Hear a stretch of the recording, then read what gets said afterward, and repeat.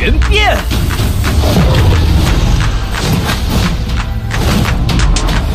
Di episode sebelumnya Lindong hanya mengucap satu kalimat lembut. Namun di balik ketenangannya, sesuatu yang mengerikan terbangun. Wajah polos Little Flame berubah jadi bayangan Asura.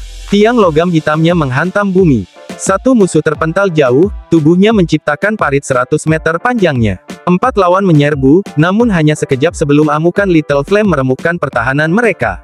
Tubuh-tubuh berguguran, tanah retak bagai kaca. Lindong berdiri dingin, menatap Yanmo yang mulai ketakutan. Masalah selalu datang sejak kami menjejakkan kaki di medan perang ini.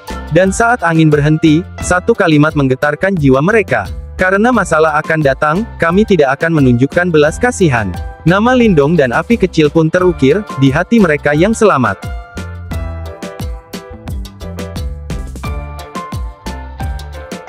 Hutan itu berantakan, pohon-pohon tumbang berserakan.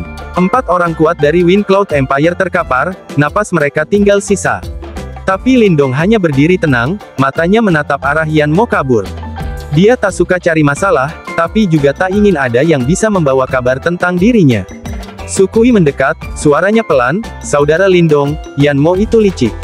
Apa kau yakin membiarkan Little Marten mengejarnya sendirian?" Lindong terkekeh ringan. "Jangan khawatir," jawabnya santai. Bagi Little Marten, semua tipu muslihat itu tak ada artinya. Tak lama kemudian, sosok kekar Little Flame muncul, menenteng batang logam besar. Meski kini wajahnya tersenyum polos, Surou masih merasakan sisa ketakutan. Baru saja, makhluk ini bagai iblis pemusnah. Suara angin tiba-tiba terdengar. Little Marten kembali dengan langkah santai. "Selesai," katanya, seakan tak ada yang penting. "Yanmo itu cuma ikan kecil. Tapi aku menemukan spirit jade. Cepat atau lambat, Kekaisaran Awan Angin akan tahu."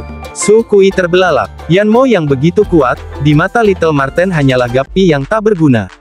Dalam hati, ia heran, bagaimana 3 orang dari kerajaan kecil ini bisa sedahsyat itu. Lindong hanya tersenyum. Ia sudah menduga semua akan terjadi seperti ini. Dia memandang Sukui dan Surou yang kini berdiri canggung. "Apa rencana kalian selanjutnya?" tanyanya. Sukui menghela napas panjang. "Kami ingin pergi ke pusat medan perang kuno. Tapi karena pengejaran Kekaisaran Awan Angin, kami hanya bisa lari." Little Marten mengangkat alis, menatap mereka sambil tersenyum licik. "Kalau mau, ikut kami saja."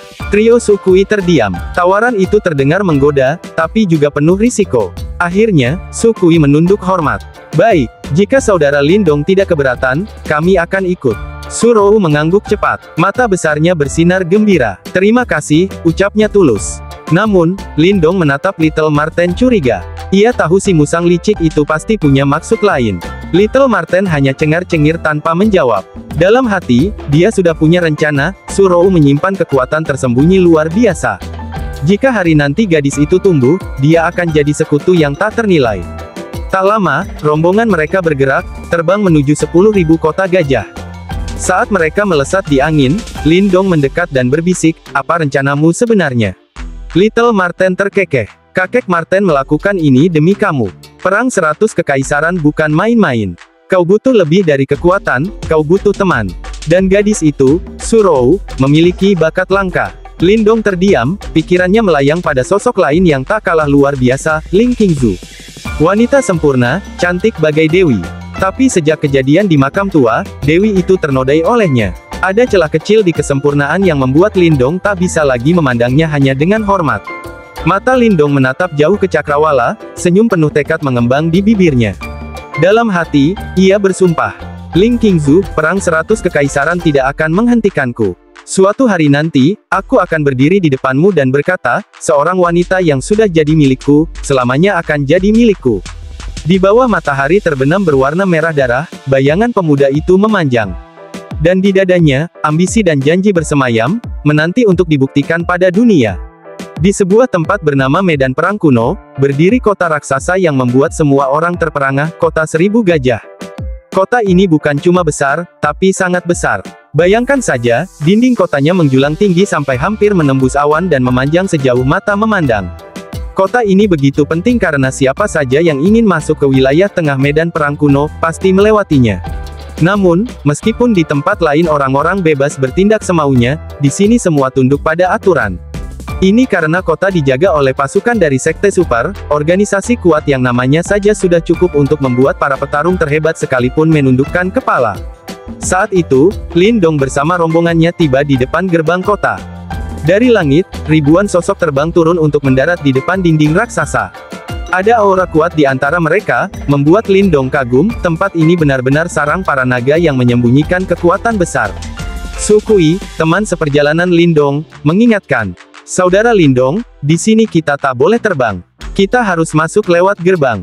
Lindong mengangguk. Dia sudah tahu aturan itu. Semua orang yang datang ke kota ini biasanya punya satu tujuan penting, mendapatkan segel nirwana. Tanpa segel itu, tak ada yang boleh ikut dalam perang 100 kekaisaran, ajang pertempuran besar yang bisa mengubah nasib siapa saja. Segel nirwana. Lindong menatap heran. Sukui menjelaskan bahwa segel nirwana ibarat tiket masuk. Segel itu terbagi menjadi 3 tingkatan, manusia, bumi, dan surga. Semakin tinggi tingkatnya, semakin tinggi pula pengakuan kekuatan seseorang. Pemilik segel nirwana tingkat surga bahkan dianggap sebagai tokoh yang tak berani diusik siapapun. Bagaimana cara mendapatkannya? Caranya hanya satu, monumen nirwana. Monumen ini bukan sekadar batu raksasa. Ia adalah harta karun jiwa surgawi, benda luar biasa yang bisa membaca bukan hanya kekuatan, tapi juga potensi seseorang. Sekali kau berdiri di depannya, seluruh kemampuanmu akan terbuka. Monumen itu lalu menetapkan segel yang pantas bagimu. Tak heran, mendengar ini, Lindong tak bisa menyembunyikan kekagumannya. Tapi Sukui hanya tersenyum sambil bercanda. Tapi hati-hati, siapapun yang berniat mencuri monumen nirwana akan langsung dihabisi Sekte Super. Lindong tertawa kecil. Dia cukup cerdas untuk tidak mencari mati konyol. Tanpa membuang waktu, mereka bergabung dalam antrian panjang di gerbang kota. Meski penuh sesak, semua orang tetap tertib. Wibawa Sekte Super begitu kuat hingga membuat ribuan praktisi mematuhi aturan seperti anak sekolah. Setelah setengah jam, Lindong akhirnya menjejakkan kaki di kota 1000 gajah. Suara ramai dan hawa panas langsung menyambut mereka. Jalanan dipenuhi lautan manusia, pemandangan yang membuat siapa saja terkesima. Ayo, kita langsung ke monumen nirwana, kata Lindong tegas. Mereka pun berjalan menembus lorong-lorong kota. Butuh waktu lama sampai akhirnya mereka tiba di pusat kota. Di sanalah Lindong melihatnya, monumen emas raksasa berdiri di alun-alun tinggi. Cahaya keemasan berputar di sekelilingnya, memancar megah seperti dewa yang diam. Melihat itu, Lindong menelan ludah. Hari ini, ia menyaksikan sendiri kekuatan harta karun jiwa surgawi, benda yang hanya bisa disentuh oleh mereka yang cukup kuat, atau cukup gila untuk mencobanya. Dan disitulah petualangan barunya akan dimulai. Di tengah kota Wanxiang yang megah, berdiri sebuah monumen nirvana raksasa yang terbuat dari emas. Cahaya keemasan mengalir pelan dari dalamnya, memancarkan aura menakutkan yang membuat siapa saja menatapnya dengan takjub. Lindong berdiri menatap monumen itu. Dia bisa melihat puluhan nama terukir di permukaannya. Nama-nama mereka yang telah berhasil lulus ujian dan meraih segel nirvana, simbol kekuatan sejati. Di sekitar monumen, ribuan praktisi elit berkumpul. Kota super ini memang menjadi magnet bagi para petarung terkuat di medan perang kuno. Siapapun yang datang ke sini pasti memiliki kemampuan luar biasa. Sambil berjalan mencari tempat untuk mengamati, Lindong mengedarkan tatapannya. Tepat di dekat monumen nirvana, ada 3 kelompok yang menarik perhatiannya. Kelompok pertama berdiri di kiri. Mereka dipimpin oleh seorang pria berpakaian perak bernama Yin Sen. Wajahnya tampan, tapi senyumnya licik. Dari auranya saja, Lindong tahu pria ini sama kuatnya dengan jenderal kerajaan besar yang pernah dia lawan. Di tengah, ada sosok wanita berpakaian putih. Kulitnya seputih salju, rambut hijaunya terurai panjang bak air terjun. Namanya Mu Hanyu. Dia begitu cantik hingga banyak orang hanya bisa menatap dengan kagum, namun juga takut. Karena di balik kecantikannya, berdiri sebuah kerajaan super yang tak boleh diremehkan. Di sisi kanan, berdiri seorang pria berpakaian hitam. Tangannya bersilang di belakang punggungnya, wajahnya tenang seperti mata air yang dalam. Tidak ada yang tahu seberapa kuat dia, tapi kabar beredar, dia pernah menghancurkan musuh hanya dengan satu serangan. Lindong menyadari, kota Wanxiang bukan hanya tempat berkumpulnya para petarung, tapi juga sarang harimau dan naga tersembunyi. Tak lama kemudian, kerumunan mulai gaduh. Yin Sen melangkah maju. Di bawah tatapan ribuan pasang mata, ia menempelkan telapak tangannya ke monumen nirvana. Cahaya keemasan langsung melesat naik, melampaui tingkat manusia, lalu terus merambat sampai akhirnya berhenti. Namanya terukir di posisi ke-9 di kategori segel nirvana bumi. Peringkat tinggi yang membuat banyak orang menahan napas. Namun, perhatian semua orang segera beralih. Mu Hanyu yang berpakaian putih ikut maju. Dengan tenang, dia menempelkan tangannya pada monumen. Dalam sekejap, cahaya emas naik lebih tinggi daripada Yin Sen. Nama Mu Hanyu muncul di peringkat 8. Sorak-sorai pecah di seluruh arena. Bahkan Yin Sen terdiam, merasa malu telah ditinggalkan satu peringkat di bawah. Lindong tersenyum kecil. Ia sudah menduga wanita itu bukan orang sembarangan. Tapi ada satu orang yang membuatnya lebih penasaran, pria berpakaian hitam itu. Sejak awal, dia hanya diam, seolah semua ini tak penting baginya. Lindong menatapnya lekat-lekat. Aku ingin tahu, seberapa tinggi peringkatmu, gumamnya pelan. Dan tepat saat itu, pria berpakaian hitam itu melangkah maju. Langkahnya pelan, tapi setiap orang di arena otomatis menahan napas. Tes yang menentukan siapa yang layak disebut terkuat, baru saja dimulai. Di tengah hiruk-pikuk kota Wanxiang, seorang pria berjubah hitam perlahan muncul. Begitu dia melangkah, semua mata tertuju padanya. Tatapan penasaran pun bermunculan, seolah semua orang menunggu apa yang akan terjadi. Mu Hanyu, gadis cantik berhati kuat, menatap pria itu penuh rasa ingin tahu. Dia tahu betapa mengerikannya reputasi orang ini, pria yang pernah sendirian menghancurkan sebuah kerajaan tingkat tinggi.